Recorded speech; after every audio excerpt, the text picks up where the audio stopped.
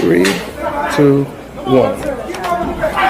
Hi, this is Genesis, and you're watching Dante's Boxing Nation.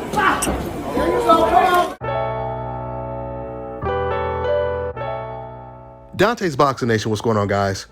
So Emanuel Navarrete, he moves up to 130 and he takes on Liam Wilson for the vacant WBO title, and he wins by TKO in the 9th round.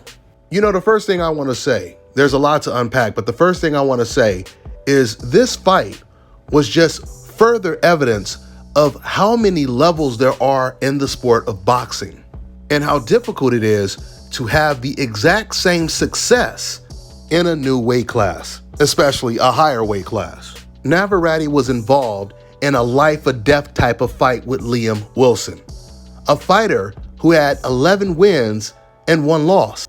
Navarrete, he was knocked down and hurt really bad. In fact, it could be argued that he was technically knocked out. In fact, Liam Wilson, he's already filed a complaint that Navarrete, he got extra time when it came to the count. You guys may recall when Navarrete got knocked down, as soon as he got up, he immediately spit his mouthpiece out. And I thought it was pretty funny because the referee usually washes it, which is what Navarrete was expecting.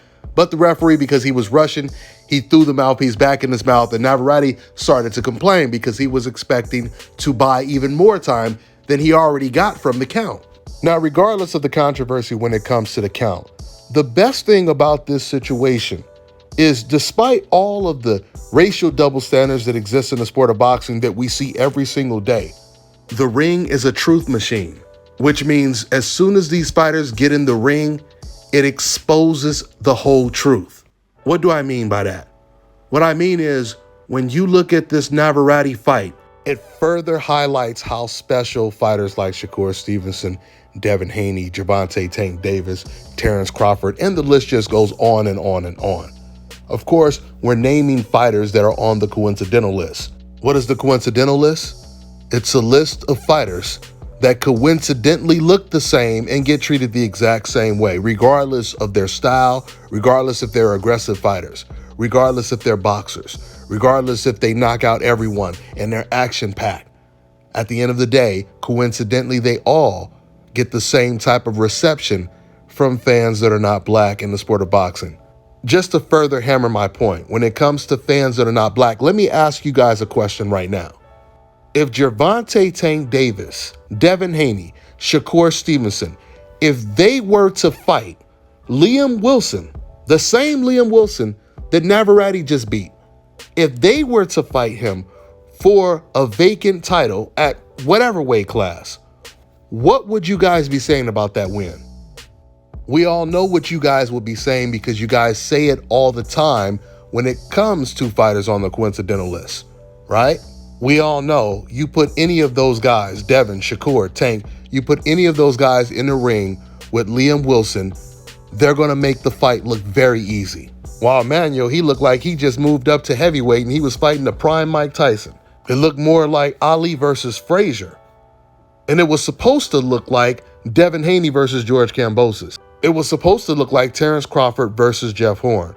Speaking of those fights, Liam Wilson, he makes Kambosos and Jeff Horn damn near look like Errol Spence. I mean, remember, Kambosos was undefeated compared to Liam, who has 11 fights with 1 loss. Not only was Kambosos undefeated, but he was a 3-belt champion who had just beat Teofimo Lopez, who had just beat Lomachenko. When it comes to Jeff Horn had just beat Manny Pacquiao. And Manny Pacquiao turned down the rematch. He turned the rematch down. And we know that when Manny Pacquiao was fighting against Jeff Horn, he didn't come close to making the fight look as easy as Terrence Crawford did, right?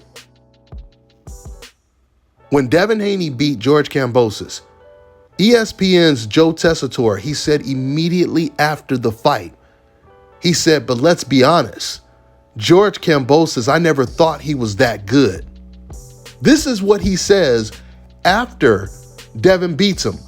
But leading up to the fight, it was Joe Tessitore that was completely praising George Kambosos. He had never said any of this stuff before. After the fight, he tries to discredit Devin Haney by saying, hey, I never thought he was that good. And surprisingly, Tim Bradley, he did check Joe. He told him, he said, look, man, I said, before this fight, there will be no excuses, regardless of who wins. I'm not going to sit here and take credit away from Devin Haney's win. This is what he's telling Joe Tessitore. But when Joe Tessitore was calling the Navarrete versus Liam Wilson fight, you think he ever said, hey, I never thought this Liam Wilson guy was that good. He only had 11 fights and had previously lost, had got knocked out before. No, instead, Joe Tessitore starts screaming at the top of his lungs, celebrating, saying that Navarrete is now a 3-division champion. He didn't care who he beat. He didn't care how bad he performed. And he definitely didn't care how weak the opponent was. But he cared every time he talked about Gervonta Tank Davis.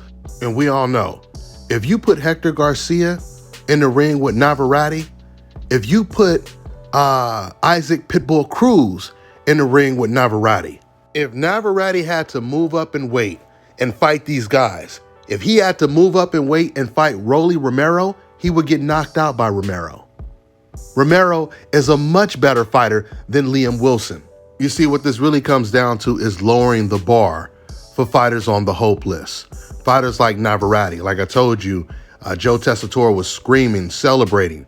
You know, he's now a 3-time champ. He didn't care about all those other things that's going to most likely be an indication that Navarrete will not make it past the next 3 fights without a loss. You see, when I say they lowered the bar, it goes back to, once again, Terrence Crawford versus Jeff Horn. Now, when Terrence Crawford, when he beats Jeff Horn, they completely try to downplay it. Oh, he was nothing. He was a bum. He was a nobody, right? Canelo Alvarez, he fights Caleb Smith for a title. He fights Liam Smith for a title, right? And he's praised for it. Devin Haney fights George Kambosos. They're trying to take credit away.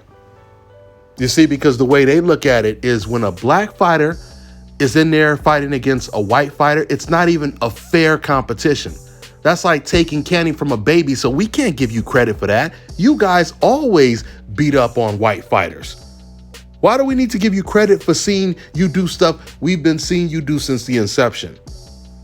I want to see something that we don't see too often, like a white guy beat a black fighter, like Tyson Fury beating Deontay Wilder. You see, because you guys notice when Deontay Wilder was knocking out all these white fighters, nobody cared.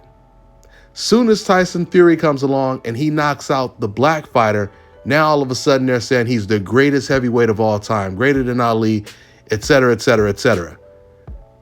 It's because they feel that when they do it, the bar should be raised through the roof.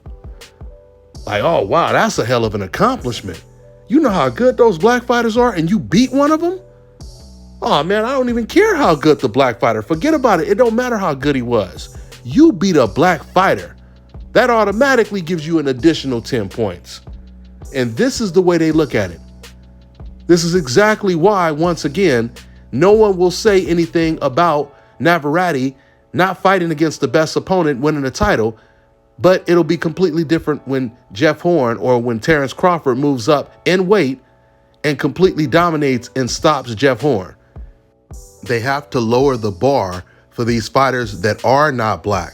So when they're fighting other white fighters like Liam Wilson, you can't blame him because it's not like he's some black athletic fighter, right? So we can't criticize him for not looking good.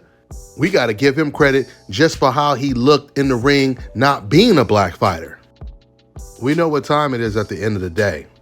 I'm telling you guys right now, Navarrete is supposed to be fighting against Oscar Valdez next, and I truly believe Navarrete is going to make Oscar Valdez look like Sugar Ray Leonard in there. Oscar Valdez, he's going to be boxing his ass off, and it's probably going to look a lot like the Burchelt fight, where Oscar, he decided everyone was expecting, oh, the two Mexicans, they're going to go to war. And of course, a lot of times when we hear stuff like that, one of them or both of them ends up boxing. That's what Valdez did in the Burchelt fight. And he's going to do it. I believe he's going to do it in this fight as well. It would be the smart thing to do. Because if he boxes Navarrete, it makes it far more easy for him.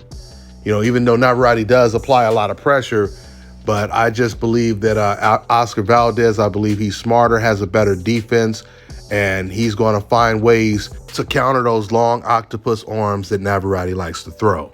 You guys notice when Navarrete was at 126, he was extremely durable, walking through a lot of punches.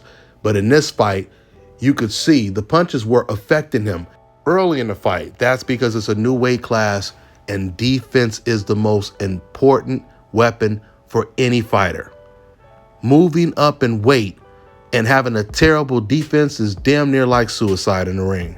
Mark my word, this performance against Liam Wilson, it is the beginning of the end for Navarrete. That's all I got for now, guys. I'm on to the next one. Let me tell you guys about Issa Israel Law Firm. It is a full-service legal practice based in Denver, Colorado, an emerging hub for combat sports and high-altitude training. If you're a fighter inside or outside of the ring and you need a law firm you can trust to fight for you, visit thefighterfirm.com or email help@iilawfirm.com. Legal representation is usually limited to plaintiffs or defendants in Colorado, but iFirm can help anyone in the world with trademarking their business name, logos, and U.S. immigration issues. This brother has been my attorney for a while and helped guide me through all kinds of business and civil issues, so make sure you guys go to thefighterfirm.com.